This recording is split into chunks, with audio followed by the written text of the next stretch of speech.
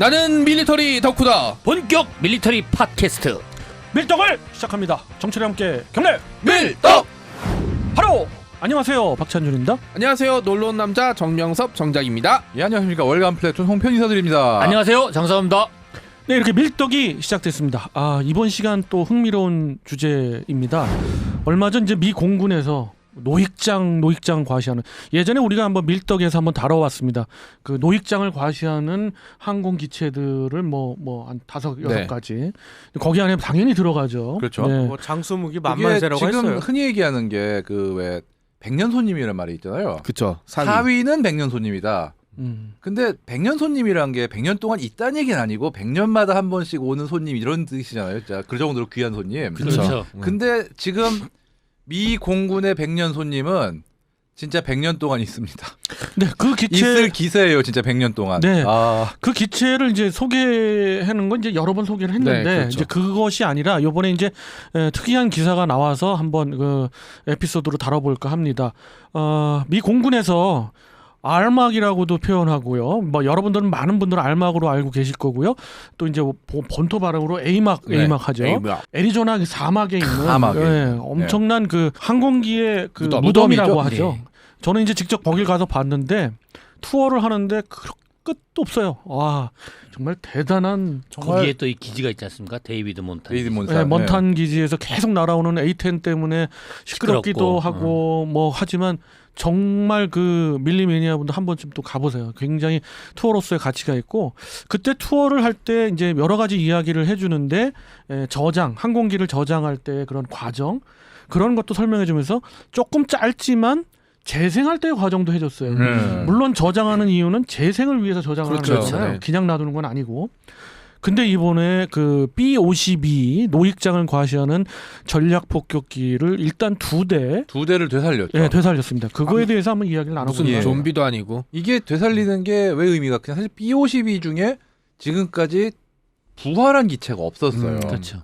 그 지금 일단 퇴역하면은 그 알막에 알바가 났다가 그랬다가 뭐 이론적으로는 필요하면은 재생을 쓴다지만 결국 재생들은 안 되고 야금야금 이제 부품으로 해체되고 뭐 그런 식으로 한 대 두 대씩 못 쓰게 돼가고 있었는데 두 대가 되살아난 거죠. 한국군도 그때 갖고 있지 않습니까? P3, CK 그렇죠.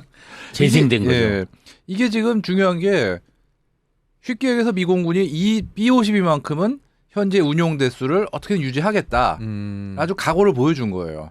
이게 대단한 게 월남전 때 날아다녔던 거잖아요. 그렇죠. 이게 지금 현재 운용되고 있는 B-52H인데요. 이게 102대가 생산이 돼가지고 74에서 76대 정도가 늘 지금 가동이 되고 있어요. 그런데 이것들이 전부 60년에서 61년 사이에 생산한 겁니다. 그렇죠. 제일 마지막으로 만든 버전인데도 80살이 된 비행기들입니다. 80살은 아니고요, 저기. 60살. 60. 그 롤아웃 기준으로 그렇죠, 따지면 60살. 그렇죠. 롤아웃 기준으로 따지면 60년에 나온 기체가 절반, 그렇죠. 61년에 나온 기체가 제가 절반이에요. 그렇죠. 예. 지금 2년 동안 만든 거죠. 재생한 기체의 테일 넘버를 보니까 60년에 나온 기체 하나, 61년에 나온 그렇죠. 기체 하나, 예. 두 대를 재생했는데 결과적으로 포인트는 재생의 이유겠네요. 결국은 그러니까 이게 이 정도 구형 기체지만 재가동을 해가지고 가동 기체를 유지하겠다는 거하고 그럼으로써 지금 이 B-52를 100년 동안 쓰겠다라는 미 공군의 어떤 근데 미 마스터 공군이 플랜에 요즘 굉장히 바빠요. 바쁘죠. 폭격기들이 전 세계를 돌아다니면서 그렇죠. 범버 태스크 포스를 보여주고 있죠. 맞아요. 그것도 아마 클 BTF 거고요. 예. 뭐 그것 때문에 걔들이 정말 대단한 게 루이지애나에서 떠서 막스데일 기지에서 떠서 흑해까지 갔다 옵니다. 그렇죠. 이거는 이론상으로 어느 나라 공군도 할 수 없는 시스템이에요. 아니 그리고 더 대단한 그렇게 게 돌려대니까 그렇죠. 바꿀 수밖에 없죠. 그리고 이제 기체를. 보여주는 게 흑해도 뜨지만 이 그 각 동맹국, 그러니까 유럽의 나토 다 동맹국을 나타나죠. 돌면서 막 돌죠. 각 나토 동맹국의 그 영공으로 들어올 때마다 그 호위 그 같은 전투기들이 그 나라 다 전투기들이 뛰죠. 다 예. 뜨죠. 예. 그런 모습들을 이제 보여주면서 미 공군이 이제 전 세계적으로 섹터를 두고 있고 아직까지는 건재하다는 걸 보여주는 그렇죠. 건데, 그럼에도 불구하고 두 대를 재생하는 이유는 B-21에 있는 것 같아요. B-21이 이제 지금 곧 롤아웃을 앞두고 있는데, 이 B-21의 천문학적인 그 제작 단가 이런 것들 때문에 예산과 맞물려 가지고 150대 맥시멈은 이제 한도 끝도 없지만 미니멈 150대 정도를 운영해야지만이 그 전략 폭격기로서의 그 전략 폭격 사령부 자체가 이제 돌아간다. 전역 그렇죠. 타격 사령부죠. 근데 전역 타격 사령부에서 또 빠진 전력 있잖아요. B1B는 완전히 빠졌다. 그렇죠. 예. 그렇기 때문에 대수가 모자란 부분이 있는데 아. 저의 이제 의구심은 그렇다고 한다고 했는데 왜 2대냐는 거죠. 그러면 세대도 적어도 8대라면 내가 한 개 대대를 더 운영하기 위해서 뺀다고 볼 수는 있는데 홍평집장 말대로 100년을 운영할 계획을 가지고 76대를 그 현재 편지되는 걸 운영하다 보니까 이제 기체가 무리를 해서 무리가 온 거죠. 걔를 이제 교체해 주는 게 아닐까. 그리고 그런 생각이 참고로 듭니다. 이게 어떻게 보면 또 대단한 게 이게 이 기체들을 재생한 것도 있지만 모든 B-52들이 현재 4개월마다 완전 분해했다가 재조립을 한답니다. 맞아요.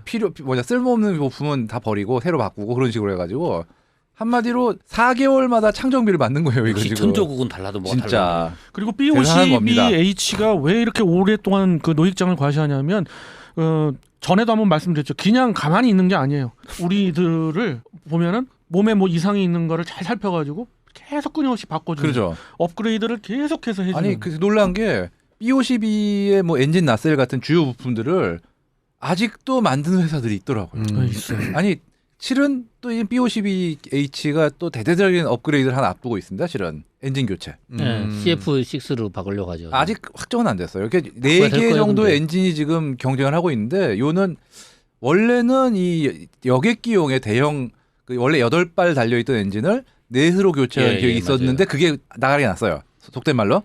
그 대신에 비즈니스 제트용의 소형 엔진 8대를 그러니까 1대1로 교체하는 건데 이게 왜 그러냐면은 대형 엔진으로 바꿀 경우에는 하중의 문제가 하중도 하중이고 재설계 비용도 많이 들고 유지보수 때문에 그래요. 그렇죠. 근데 또 하나 이유가 있더라고요. 이게 새로 이제 레이던이 전자장비 다 같이 업그레이드를 하거든요. 전력 발생량이 요구량이 많이 늘어나지 않습니까? 그래서 엔진을 바꾸면은 기존에는 엔진 2대당 발전기가 한 대씩 해서 4대의 발전기가 있었는데 지금은 엔진 하나당 하나씩입니다. 8개. 8개. 그러니까 전에는 엔진이 하나가 고장나도 발전기 한 대가 멈춰버리니까 전력의 4분의 1이 끊어졌는데 지금은 엔진 한 대만 고장나도 전력이 8분의 1만 줄어들고 총 전력 발생량은 늘어나고. 요는 그 엔진에 대한 어떤 뭐 밀파워가 떨어져서 그러는 게 아니고 신형으로 바꾸는 그 현 추세는 뭐냐면 유지비입니다. 유지보수죠. 예, 그 엔진 유지비 자체가 없으니까 이제. 그렇죠. 지금 이제 엔진이 유지비를 워낙 낡아서. 그리고 유지비를 조금이라도 줄여야 되는. 그러니까 그 민간 항공 쪽에서도 이제 그것이 하나의 화두가 됐잖아요. 2000년대 넘어가면서 그래가지고 뭐 드림라이너도 나오잖아요. 그런 엔진의 그 영향을 받아가지고 조금이라도 낮추고 이왕 낮출 거 여러 가지 면을 고려하겠다. 그렇죠. 이런 참고로 면이죠. 엔진을 바꾸면 현재 계획이 연비는 약 30% 정도가 개선이 되고 그 엔진 대상이 뭡니까? CMF 56 아니면 지금 요새 많은 그 리프 엔진으로 가는 겁니까? 아니 그건 아니고 지금 비즈니스 제트용 엔진으로 지금 4개 업체가 될까요? 지금 아니 출력은 다 출력이. 맞더라고요. 벌써 그 뭐 저기 워낙 세대 차이가 나니까요. 예, 그 그렇겠다. AFMC 뭐라고 우리는 말로 표현해야 될까요? 일부 프랑스하고 합작한 회사 이름일 겁니다. 아마. 아니 그게 아니라 미국의 그 공군 사령부 공군 중에서 사령부. 그 무기 체계를 이제 운영하기 위해서 이제 시험을 끊임없이 하는 그런 부대죠. 그 애리조나에 있는 에드워드 공군 기지가 이제 모 기지고 그밖에 이제 여러 기지들을 이제 아우르고 있는 주로 이제 서부 지역에서 이제 커다란 이제 공군 기지를 아우르고 있는 그 사령부인데 그 사령부에서의 그 소속돼 있는 B-52가 2대가 있어요. 그래서 끊임없이 비계님 말씀하신 그 엔진도 달아봤다가 또 홍 편장님 말씀하신 비즈니스 제트기에 들어가는 엔진을 실험하고 있고요. 최종 결론이 아직은 안 난 걸로 알고 올해 있어요. 2021년 중반쯤에 난다고 합니다. 예, 아직은 안 난 거고요. 이 부분은 뭐 나게 되면 또 이제 기사에 나오겠죠. 그렇지만은 어디로 결정될지는 모르지만 뭐 그들의 효율에 따라서 이제 결정이 되겠죠. 그러니까 지금 60년도 생산분에서 하나, 61년 생산분에서 하나 했다면은 앞으로 이렇게 그 다시 부활한 게 이제 그 일정 부분 성능을 발휘하면 앞으로 계속 이런 사례가 아직은 아닐 것 모르죠. 같아요. 저 B-52가 최근에 어떤 작전에 그럼 투입이 돼서 이게 활동을 했어요? 테러와의 전쟁에서 대활약을 했죠. 9.11 그렇죠. 테러 9.11 때 이후에 이후에 아프가니스탄 때릴 때 엄청 활약을 한 게 아프가니스탄이 워낙 멀다 보니까 초반에 주변 국가의 어떤 공군 기지를 확보를 못하다 보니까 미 공군과 해군 모두 항공 지원에 상당히 애를 먹었는데 B-52에 제이뎀을 싣고 가가지고 진짜 B-52로 근접 항공 지원을 했어요. 근접한 근접 항공 지원을. 그 전략 폭격도 아니고. 위어 솔저스에서 보면 이게 막 미군들 할 때 막 그 A1 스카이레이더가 저공 비행하면서 폭탄 떨어뜨리고 막 이렇게 근접 지원했잖아요. 예. 그거를 근데 이게 이제 B-52가 한 게 된 거죠. 그러면서 사실 B-52가 이 어떻게 보면은 뭐 B1도 있고 B2도 있고 하면서 밀려날 수도 있었는데 이게 뭐냐면은 강대국 그러니까 이제 중국이라든지 러시아 뭐 옛날 소련이랑 이제 전쟁을 할 때는 B-52는 사실 근처에도 가도 위험했는데 탈레반이나 뭐 그런 나라들은 뭐 이렇게 그 B-52가 있는 고도까지 뭔가 날라올 리가 별로 그렇죠. 없으니까 예, 그다음에 또 하나는 폭장량이 또 어마어마한. 근데 폭장량보다도 이제 제이뎀 그러니까 쉽게 유도 폭탄이 있으니까 폭격기에서 떨어져도 밑에 있는 탱크를 맞출 수가 있는 시대가 된 거예요 이제. 이게 한 발을 떨어뜨려도. B-52가 최근 뭐 어떤 상공 사료라고 할 것 같게 없는 게 저는 그 의견에 동감해요. 매일매일 떠요. 매일매일 매일 뜨니까 떠서 전 세계를 돌아요 그냥. 그러니까 이게 아니 얘들이 그냥 폭격기다 이렇게 생각하시면 안 되는 게 당연하지. 얘들은 엄청난 예. 애들이에요. 정말. 제가 말씀드리는 거는 이제 그런 우리가 특정 짓는 그런 전쟁들 있잖아요. 제가 알기로는 베트남 전쟁에서도 그렇고 이라크 전에서도 이렇게 활약을 썼죠. 예, 예. 활약을 했었던 그런 아, 특정적인 그런 저는 이제 상황에 대해서. 정확히 얘기하면 B-52는 B-52 나름의 전략 폭격으로서의 임무 때문에 계속 그 존재 가치가 있는 거예요. 그럼 우리나라랑 어떤 접합점이 있어요? 한미 그 연합 작전에서 B-52는 그 한국군과 절대 작전하지 않습니다.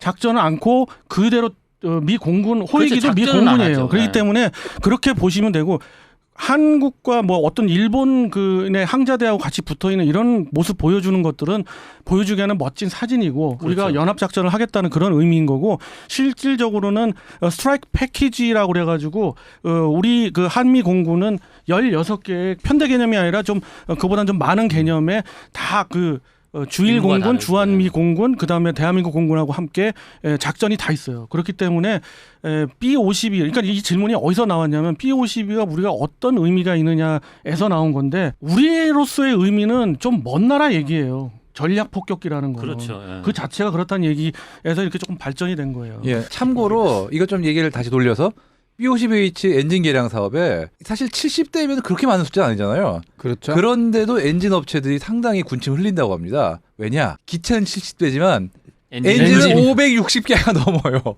한 대 8개씩 달리다 보니까 그리고 예비 엔진도 갖춰놔야죠 또. 그러니까요. 네. 그러니까 거의 600대 최소 600대 정도 엔진이 들어가니까 이게 비즈니스 제트기만 해도 요즘은 다 2대밖에 안 들어가잖아요 엔진이.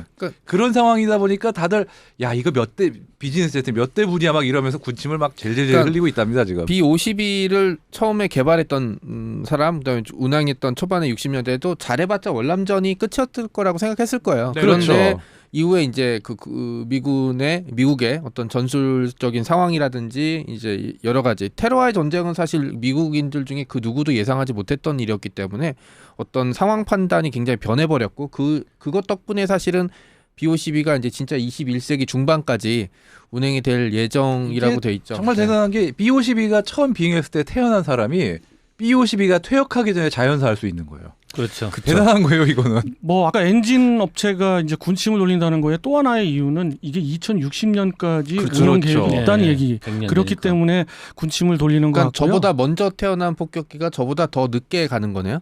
이건 참 말도 안 된다. 그렇죠. 진짜. 특히 이제 미군 같이 이런 좀 무기들을 계속 개발하고 교체하고 이런 이제 그 국가 입장에서 이게 100년씩 이제 그 전략 무기를 운영한다는 거는 사실 B-52가 가지고 있는 범용성이 얼마나 뛰어나다는 아니, 걸 보여주는 거죠. 더 네. 무서운 게 B-52가 지금 가동률이 60% 중반밖에 안 되는데 문제는 B1과 B1B와 B2는 그거보다 낮아요 가동률이. 그러겠죠. 네. 노장이 더 오래. 그러니까요. 그러면은 B-52를 좀 대체할 만한 다른 나라의 그런 무기체계는 어떤 게 있어요? TU-95라고 그 베어 베어. 폭격기가 여기에 어떻게 보면 그 라이벌적인 기체죠. 라이벌이죠. 예. 이 기체도 상당히 오래됐고요. 아, 예, 우리 장수만세죠. 노장 장수만세 시간에도 한번 다뤄봤던 기체입니다. 예. 우리 출연진 분들께서는 우리나라에 그런 B-52 같은 전략 폭격기가 있으면 어떻다고 생각하세요? 아유, 박 의원님 말씀하시는 것처럼 B-52는 전략 폭격기의 개념이고 전략이라 하면 우리 군은 옛날부터 갖고 있었던 게 있지 않습니까? F4 팬텀이라는 전략 전술 전투기가. 네. 아니 그러니까 완전히 그 다른 개념으로 그렇죠. 가야죠. 우리는 전략 폭격기가 필요한 게 아니라 그 돈을 전략해가지고 전략 폭격기 대신에 그냥 전투기를 하는 게 낫습니다. 전략해야죠. 아니면 미사일이나 네, 그렇죠. 네. 이렇게 얘기 드리고 싶어요. 반면에 유엔 회원국, 유엔 승인된 유엔 회원국 193개국 중에서 전략 폭격기를 운영하는 국가 단 3개국인데 그렇죠. 그나마 한 개 국가는 이게 전략 폭격기로 보지를 않죠. 하도 오래된 비행기들. 그 그렇기도 쓰레기가. 하고 이제 항속거리가 너무 안 예, 되니까. 그럼 맞습니다. 결국에는 러시아와 미국인데 그렇게 되면 이제 반대로 우리가 그 내용을 얘기할 수가 있는 거예요. 우리나라의 작전이랄까, 우리나라의 국방력, 군사 이런 측면에서 전략 폭격기 뭐 필요가 없는 그런 차라리 무기들이죠. F-15K를 더 들여오는 게 낫죠. 제가 그렇습니다. 2년 전에 그 박스데일 기지를 갔었어요. 아, 가셨어요? 네, 맞다, 미군 맞다. 예. 미공군 기지 미공군에 이제 초청을 받아서 가서 봤는데 B-52의 이착륙과 B-2 오. 폭격기 이착륙을 봤는데 정말 별 볼일 없습니다. 우리가 생각하는 멋진 장면 이런 거 절대 아. 없습니다. 왜냐하면 너무 커서 그냥 긴 활주로를 하염없이 가다가 그냥 떴는데 저게 올라가는 건지 뭔지도 알 수 없고 굉장히 느리게 올라가요. 돌아갔다 오려면 맞다. 한 5분 기다리고 있어야 됩니다. 그렇기 때문에 우리가 말하는 전략 폭격기의 개념은 찬전 의원님 말씀하는 것처럼 원하는 목적지까지 먼 거리를 가서 아무도 모르게 폭격을 하고 오는 거에 불과할 뿐이지 그것이 어떤 전략적으로 우리에게 해가 도움이 되는 이런 건 아닌 것 같아요. 아니 스틸 사진으로 보면 되게 멋있는데. 그러니까 페이로드 사진으로만 멋있습니다. 그렇죠. 페이로드 랭킹 2위에 그 항속거리로 랭킹 1위를 아직까지 유리하고 있는 게 B-52이기 맞습니다. 때문에 유지하고 있는 옛날에 전략 폭격기예요. 급유를 받으면서 지구를 한 바퀴 돌았어요. 돌았었죠. 예. 그리고 저 비계님 말씀에 한 가지만 더 붙이면 그렇게 멋진지 않는 그런 이륙 장면과 착륙 장면인데 그럼에도 불구하고 매니아들 사이에 그래도 멋진 거 하나는 거기 나오는 그 검은 연기. 검은 연기. 그거 하나에 좀 그거 못 나 이거 봅니다. 이제 못 봅니다. 엔진 바꿔서. 네. 거기에다가 약간 호위기 같은 그런 거 네, 없습니다. 옆에. 아 호위기 없어요? 전략 폭격을 가면 사실 저 호위기가 붙을 수가 없어요. 그 거리를 딱 쫓아갈 수가 없기 때문에. 쫓아갈 아니, 전투기가 없어요. 그러니까는 아까 말씀하신 대로 나토 이런 회원국들이 보여줄 때 이제 그건 보여줄 쇼죠, 때, 쇼. 보여줄 때 아, 그렇고 보여줄 때 실제로는 이제 붙진 않지만 그러나 이제 그 대한민국에서의 그 유사시의 작전은 어디 이 대대가 붙는다는 것까지는 알고는 있는데 뭐 아무튼 그런 건 있어요. 있어요. 자, 뭐 이 정도 하고요. B-52 알막에서 2대나 재생에서 나왔을 정도로 노익장을 과시하는 기체다. 천적은 대단하다. 백년손님입니다. 4위입니다 미공군에. 네. 보관하던 기체를 다시 살린다는 것도 신기합니다. 네, 그죠? 좀 흥미로운 기사가 나와서 저희가 한번 다뤄봤습니다. 다음 시간에는 좀 더 재미난 그런 기사로 여러분들 찾아뵙도록 하겠습니다. 정치와 함께 경례 밀떡!